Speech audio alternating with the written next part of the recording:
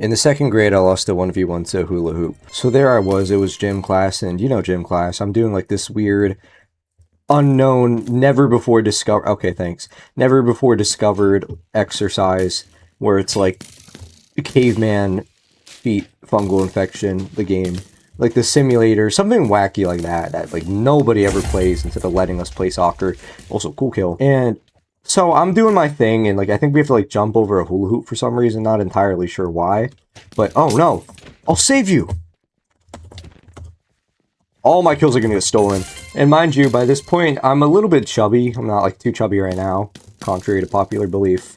I'm a little bit chubby then, so I'm jumping over the hula hoop, and I kind of just go like, oh, hello? I'm just 100% dead. There's no way I'm alive. Okay. Well, anyways, I start taking a tumble, and my vision just starts flipping like crazy. I don't know if you've ever seen one of those videos that's like shoving a camera down this like 12 billion feet tube. That's pretty much what it looked like. I still can't describe it to this day.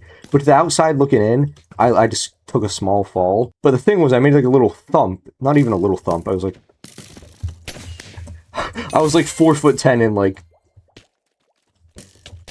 500 pounds. So it's more like a big thump. But anyways, please, I just want to finish talking about the story. Don't die that quick. Don't die to anyone else but me. No, you cheater! I thought we had something special. So, bam, I've just fallen down. Like, the whole gym just goes silent, because this was, like, during second grade, and we all had to be inclusive and supportive of each other. So, there was just, like, everyone watching me do the run. I'm dead. I killed myself. He's not even low! Dude, we're just so dead. Please don't die, teammate. You're my only hope. Please, I'll do damage to him. You just kill him. Yes! Was not worried in the slightest. We deserve that win. Back to a 7-year-old breaking his foot. So I'm just on the floor, I can't get up. Everyone's there watching, and it's a little bit embarrassing for me. And I keep trying to get up, but I can't. The teacher's like, bro, you can't park there. And he keeps trying to get me to move, like, non-stop. I'm out here trying to get up, even though I can't, because, like, my bone's broken. But, mind you, I don't know this yet. And, like, everyone's like, come on, get up, get up. But what happened there? So anyways, I'm on the floor. The whole class is a little bit surprised. Some people are a little bit happy to see the 500-pound behemoth finally take a crumble. It's like in the Bible when David finally killed Goliath, and so they all breathe like a sigh of relief now that they didn't have to go up against me and like, I don't know, like a how fat are you competition. I was single-handedly like I'm so gone here.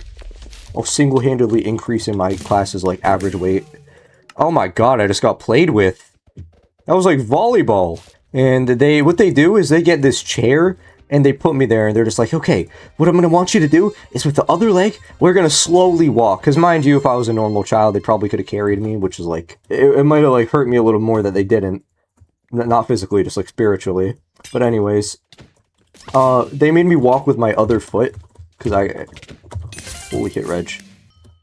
Because I guess they just needed me to, so that way they didn't like kill a teacher. Please don't steal my kill, oh my god! Ah, whatever, you deserved it. You were on like 3.5 hearts, bro. You were like a crumb away from death. Good for you. They carry me to the nurse's office with like tubes being intubated everywhere and on my toes, my feet, not really, but like, the teachers were really worried because like, the school could probably get sued if something like horrible happened to me. Because mind you, I couldn't move my leg, and each time I tried to, I would start screaming.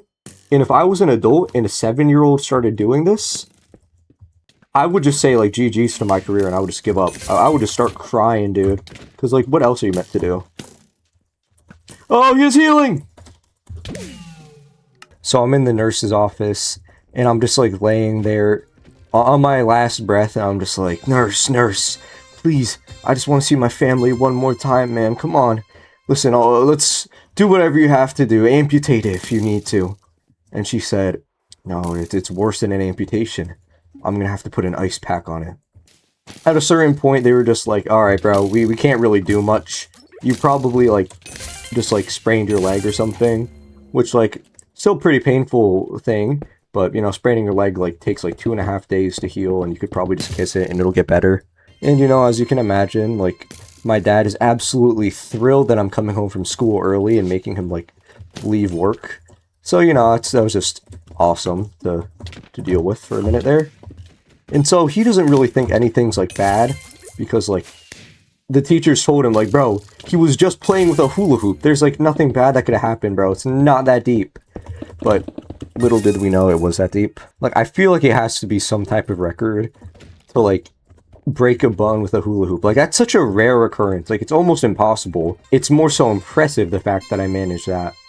But anyways, my dad doesn't really believe that I've broken my leg, so I'm in the car with my dad and mom. Okay, I'm kind of screwed here. And my dad's just like, you're fine, dude. And he tries to make me walk on it a couple times, which would not recommend you walking on a broken bone. Like, I'm not a doctor. I got like a B in biology, but it's just not generally a good rule of thumb to try walking on something that's broken. Except my soul.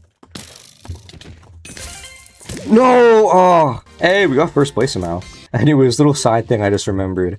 When I was in the nurse's office and she was like, I don't remember exactly what happened, but I'm like 99% sure I just got like only an ice pack. But I was literally like in tears, in shambles, and I was saying to the nurse like, why? Why did this have to happen to me? Why do I have to die? I've been a good kid. I've done good. I've lived a righteous life. And I really just thought I was on death's doorstep. I thought I was going to meet the big man upstairs that exact moment. Especially with how I was crying, you might have expected me to. It is what it is. So anyways, I'm in like the clinic where they're like judging what exactly happened. Actually, before this, I had to go get an x-ray because they were like, bro, did you like explode? Like what could have happened to you that could have possibly made hula hoop painful? Oh, I'm dead. What could you have how did that reach me? Alright, well, I'm dead. And anyways, they're making me pose like 1,000 different times. Like, not me personally, but making my leg pose like 1,000 times. I'm like straight up doing like whole model shoots with my leg with the x-ray machine. It was so painful, and I kept crying every single time, I'll admit it. Because it hurts to move a broken bone like you would never imagine unless you've broken a bone or like gone through a worse pain, then probably could imagine that pretty easily. And as we get to like the clinic, the doctor's like asking like, dude, what happened? How are you feeling? Like what went wrong? What could you have possibly messed up in a game of like hula hoop? I don't know how that hit me. Oh, that also hit me, I think. And we get the x-ray and we're looking, and it turns out I fractured my tibia. And since it was like 9 p.m. by now, because this is after the clinic, I think the x-ray came second, if I'm not mistaken, and that sparked us going to the clinic. No! So anyways, fast forward to the ER. I hated that clinic so bad, even though they were just doing their job, because I thought they were responsible for making me feel pain, but it's like, no, you just had a broken bone. That's not their fault. Like, what are you meant to do? Like, heal it in like 3 seconds? I guess ideally that is what you're meant to do if you're a doctor, but doctors can't exactly do that, because that's just medically impossible. It would be amazing if it was. Like, in my head, in my little 7-year-old head, I was saying stuff that no 7-year-old should have been saying. He smells like poop. He's stinky. All these horrible things. Please. I knew I should have gotten the Levy one. I mean, we could just... Oh, we actually got it. Cool. I'm in the ER. I'm kind of like a little medical phenomena. Because I was 7, and each time they were like injecting the IV into my bloodstream, I was just like watching and gazing, and they were just like, whoa, this kid's metal. Well, not really, but it was just... It was so weird. They probably thought I was going to end up being like a serial killer when I got older or something. It's just weird to look at yourself when you're getting injected. Most people don't like it. In fact, right now I don't. I just have like a bizarre fascination with it. And I just thought it was really cool. What can I say? It's not really a weird thing. Oh my god, I just want to finish the story already. Now, I can't remember if it was my tibia or my fibia. They're very distinctly different bones, but I just can't remember if they sound the same to me. And I had it broken so badly that the doctors were just like, bro, we're low-key gonna need to like put a metal rod in this. And my mom was like, dude, over a hula hoop? And if you looked at the x-ray, it was just like, wow, I really was gonna need that because of a hula hoop. It was bad. By like a 1 in 7.5 trillion chance. I just narrowly avoided having that surgery. I'm very glad that I didn't. because I enjoy running a lot today, and I think that probably would have had, like, a moderate disadvantage if I had, like, permanently a metal rod weighing me down. I can't imagine it was that heavy if people used it, but still. It just wouldn't have been, like, exactly ideal for my leg modeling career in the future. But anyways, come to find out a couple years later, I'm doing some investigating, doing some digging about how I possibly could have broken my bone like that. And there's a little whistleblower, a little bird along the grapevine, who tells me, they tell me that my best friend, my current best friend of, like, I want to say like 10 years was actually the reason I broke my leg, because he had moved the hula hoop so far to give himself an advantage, because we had to run and jump over the hula hoops, like 1 foot in each at the same time, and it was just, like I said, 1 in 7.5 trillion chance that I would ever be able to, like, do that, considering the shape I was in and the fact that I was, like, 2 feet tall. And him and his partner in this, because I forgot to mention this was, like, a partner assignment, and it was me and this other dude who was, like, there, and we were kind of just in front of the whole class. He was, like, I would have felt really bad if I was him, because it would have been really awkward just to be, like, having my partner just being looked at by the entire class, and just sitting there not being able to do anything. Dude, I felt like Julius Caesar. In that moment, I truly knew what it was like to be betrayed by a close friend. I didn't actually care that much, but, like, I think it's just funny that he never admitted it. And, like, he never admitted it. I had to be told this by someone else.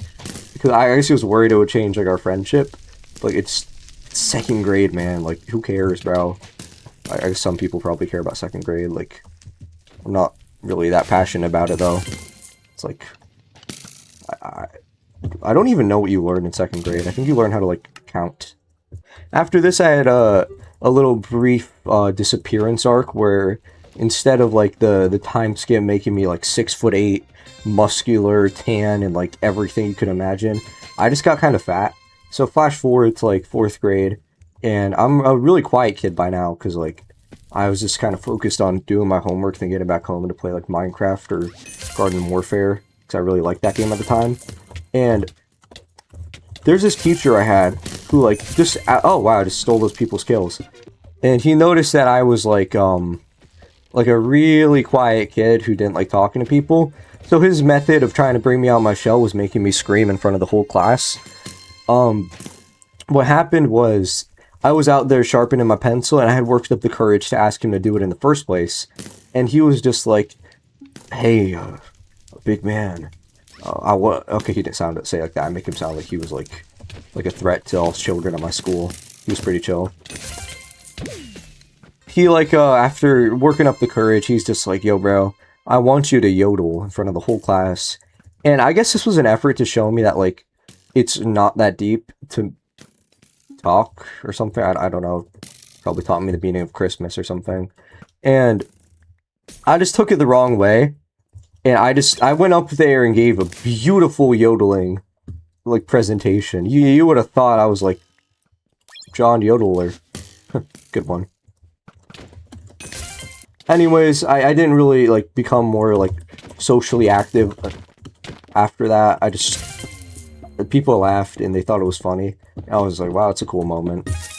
There's another attempt by the same teacher, because I was, like, the quiet, nerdy kid then, and I was just, like, a genius, because 4th grade, it's not really hard to be smart, because you're, like, competing with, like, a kid who eats his own boogers and, like, the kid who's AFK.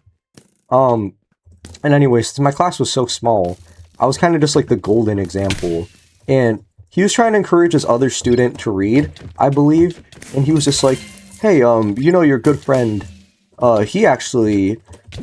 Okay, I just got ruined there. Oh my ace, that was beautiful. He passed the easiest ball to me to help me, like, make his teaching career a little bit easier, because mind you, 4th graders are not really fun to teach, even though he was a really beloved teacher, and I just bricked it so bad that the look in his eyes I will never forget. He looked at me with such disgust that I've never seen before in a man, and I don't think I'll ever see again. Because I could have made his life a lot easier if I wasn't, like, a stupid, like, 10-year-old and actually understood why he was asking me that question. And I actually understood it, like, fairly... Okay, I just got pieced up.